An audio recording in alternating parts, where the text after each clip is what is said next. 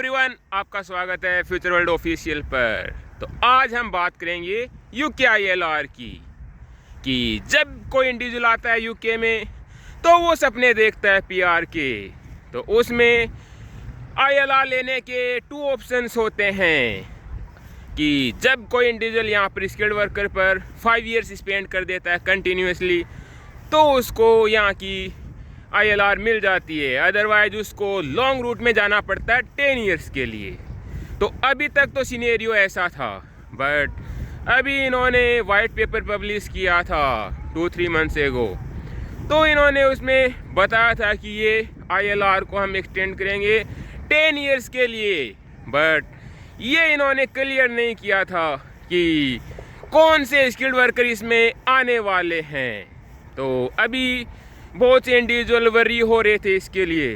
तो individual UK parliament की website पे जाके पिटीशन रेज करते हैं और जब वो पिटीशन एक्सेप्ट हो जाती है तो उस पर मिनिमम 1 लाख इंडिविजुअल्स के सिग्नेचर चाहिए। जब उनको मिल जाते हैं 1 लाख सिग्नेचर तो फिर वो रेज होती है पार्लियामेंट में और उस पर यहाँ के एमपी डिबेट करते हैं कि ये सूटेबल रहेगा इम्प्लीमेंटेशन और नहीं रहेगा। तो वो क्या करते हैं, वो अपने जो भी पर्टिकुलर एरिया होते हैं उसके इंडिविजुअल्स होते हैं तो उनकी राय लेते हैं और अकॉर्डिंग टू दैट वो क्या करते हैं, वो सिनेरियो को जाके वहाँ पर एक्सप्लेन करते हैं कि ये यूके के हित में रहेगा या नहीं रहेगा। जैसा कि अभी करंट सिनेरियो में आप देख रहे हो कि दुनिया में चल रहा है रिसेशन का दौर और सेम सिनेरियो हो रहा है यूरोपियन कंट्रीज़ के साथ में भी, यूके के साथ में भी, कि इनकी इकोनॉमी के बुरे हालात चल रहे हैं। तो इस सिनेरियो में क्या है कि मैक्सिमम स्टूडेंट्स माइग्रेट कर रहे हैं एशियन कंट्री से और अफ्रीकन कंट्री से। तो जो स्टूडेंट्स इतना पैसा इन्वेस्ट कर रहे हैं इन कंट्रीज़ में तो इनकी इकोनॉमी के हालात कुछ स्थिर बने हुए हैं, अदरवाइज़ तो इनके बहुत बुरे हालात हो जाने थे। तो अभी ये सारा सिनेरियो रहता है। तो करंट में अभी आप देख रहे हो लास्ट 5 to 6 ईयर में बहुत ज़बरदस्त माइग्रेशन हुआ इन कंट्रीज़ में। तो अभी करंटली स्किल्ड वर्कर भी बहुत हैं इन कंट्रीज़ में और स्टूडेंट्स अभी भी माइग्रेट करके आ रहे हैं और यूके का कंपटीशन रहता है यूरोप से। तो अगर वो इतने स्ट्रिक्ट रूल बना देंगे तो इंडिविजुअल्स यहाँ आना बंद कर देंगे। बट जैसा कि आपको मालूम है कि वो वाइट पेपर में एक सजेशन था और मोस्टली ये क्या होता है कि जो अपोजिशन के एमपी होते हैं वो जब अपनी गवर्नमेंट में रहते हैं तो वो ऐसी बातें नहीं करते हैं, बट जब वो आ जाते हैं अपोजिशन में तो वो ये चीज़ें रेज करते हैं कि ये चीज़ें इम्प्लीमेंट करो तो माइग्रेशन रुक जाएगा।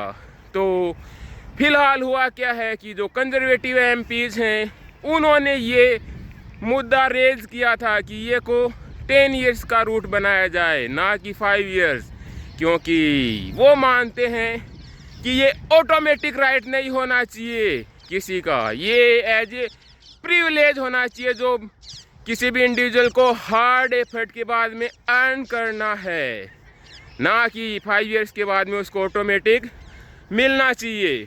एक्चुअल में क्या था कि इस सजेशन में ये क्लियर नहीं था कि कौन से स्किल्ड वर्कर आएंगे अकॉर्डिंग टू दिस रूल और कौन से होंगे एग्जाम्ड, क्योंकि कुछ लोग डायलेमा में रहते हैं। जैसा कि यहाँ के प्राइम मिनिस्टर ने बोला है कि जो कि यहाँ पर पे करेंगे टैक्स, ओके, तो वो इस कैटेगरी में नहीं आएंगे।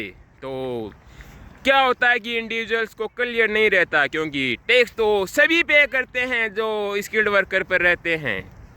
तो इस पर्टिकुलर पिटीशन पर अभी हुई है डिबेट, जिसमें कि आप जानते हो कि मोस्टली एमपी क्या राय देंगे। वो तो यही बोलेंगे कि इतने स्ट्रिक्ट रूल नहीं बनने चाहिए, क्योंकि अगर ये बन जाएंगे तो इंडिविजुअल्स यहाँ आना बंद कर देंगे और उनके वोट बैंक को भी चोट होगी इससे। तो करंट सिनेरियो में मोस्टली जो होते हैं एमपीज वो रहते हैं पॉजिटिव कि ये इतना स्ट्रिक्ट नहीं होना चाहिए। तो मैंने ये डिबेट को सुना है 3 आवर्स के लिए, और जैसा कि मैंने आपको अर्लियर में बताया कि मोस्टली एमपीज वो रहते हैं पॉजिटिव, तो सेम सिनेरियो उधर रहा है, उन सब ने भी पॉजिटिव बात करी है। बट कुछ इंडिविजुअल होते हैं जो कि बोलते हैं कि इसको 10 इयर्स करना चाहिए, ये ऑटोमेटिक राइट नहीं होना चाहिए, तो वो होते हैं अपोजिशन के एमपी। जैसे मैंने आपको बताया, रूलिंग एमपी कभी ऐसी बातें नहीं करेंगे क्योंकि वो जानते हैं कि यहाँ की इकोनॉमी स्ट्रॉन्ग रहनी चाहिए। तो इस पेटिशन में 2 पॉइंट्स पे डिस्कशन हुआ है, जिसमें पहला है स्किल्ड वर्कर और दूसरा है हांगकांग इंडिविजुअल्स। तो दोनों को ही ऑटोमेटिक ILR मिल जाती है आफ्टर 5 इयर्स। तो अकॉर्डिंग टू दिस डिबेट, और जैसा कि मैं एंटिसिपेट कर पा रहा हूँ, तो उसके अकॉर्डिंग जो ऑलरेडी हैं स्किल्ड वर्कर रूट पर, तो उनको वरी होने का ज़रूरत बिल्कुल भी नहीं है, क्योंकि उनके लिए रूल्स चेंज करने में बहुत ज़्यादा मुश्किलात होंगे इस गवर्नमेंट को, और ये गवर्नमेंट भी नहीं चाहेगी कि स्किल्ड वर्कर इस कंट्री को छोड़ के जाएं, क्योंकि जैसा कि आप जानते हो कि अगर किसी इंडिविजुअल्स को ये बोलेंगे कि अभी आपको स्टे करना पड़ेगा 5 इयर्स मोर फॉर ILR, तो मोस्टली यहाँ स्किल्ड वर्कर हैं वो इस कंट्री को छोड़ देंगे, क्योंकि यहाँ के खुद के लोकल इंडिविजुअल्स हैं जो बिलियनरी हैं, वो भी यहाँ पर नहीं रुक रहे हैं, क्योंकि इतना ज़्यादा टैक्स बढ़ा दिया इस गवर्नमेंट ने, तो वो भी जा रहे हैं मिडिल ईस्ट कंट्रीज़ में। तो इस सिनेरियो में ऐसा बिल्कुल भी नहीं होने जा रहा है अकॉर्डिंग टू मी, ओके। और वैसे हम कुछ बोल भी नहीं सकते, क्योंकि होने को कुछ भी हो सकता है जैसे आप जानते हो। बट मोस्ट प्रोबेबली जो स्किल्ड वर्कर पर ऑलरेडी हैं, तो उनको वरी होने की ज़रूरत बिल्कुल भी नहीं है, और जो आना चाह रहे हैं स्किल्ड वर्कर रूट पर उनका भी वेलकम है, क्योंकि जैसा कि आप जानते हो कि अभी लास्ट 6 मंथ्स में स्टूडेंट एप्लीकेशन रेज हुई हैं इन कंसर्न्स के बाद में भी, क्योंकि इंडिविजुअल जानते हैं कि यूके लॉ मेकर ऐसा डिसीजन नहीं लेने वाले हैं जो कि इस पॉजिटिव माइग्रेशन को रोके, क्योंकि जो स्ट्रिक्ट रूल्स होने चाहिए वो होने चाहिए नेगेटिव माइग्रेशन के लिए, जो कि इलीगली इस कंट्री में आते हैं और केओस क्रिएट करते हैं। अकॉर्डिंग टू यूके गवर्नमेंट इस इश्यू पर फाइनल रिजल्ट आने वाला है एंड ऑफ दिस ईयर, तो तब तक आप बने रहो इस न्यूज़ के साथ में। So thank you guys for watching this video, see you in another vlog, until that bye, take care.